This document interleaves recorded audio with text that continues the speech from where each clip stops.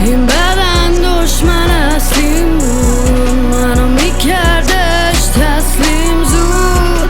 یه قول و زنجیر روی بالام میاد اون فردا که باز مسیرم رو به بالاست. الان تو این انفرادی انتخابی جز انزوان نیست.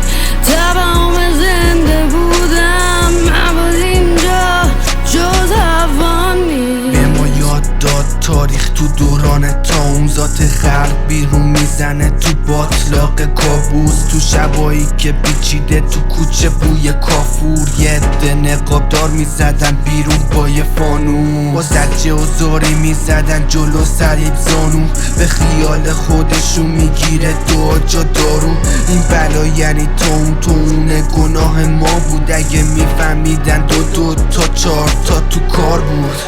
صدامو داری از سرزمین سایه ها تو کشتی شکسته، تنها بدون ناخدا. یه بار میخندم دورم از اجتماع و آدماش، تو باغ عدن میبینم فرشته ها رو. راهنمام یه بار تو نقش تاریکی گم کرد تو جنگل، راه نشون میده مسیر و مرد سر تا پا سیاه بگذریم.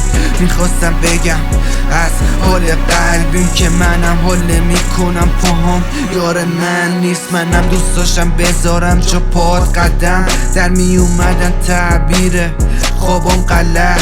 دوست داشتم سرگرم بشم با مشغله هاتون، گاهی فکر میکنم بد نگذره باتون. این بدن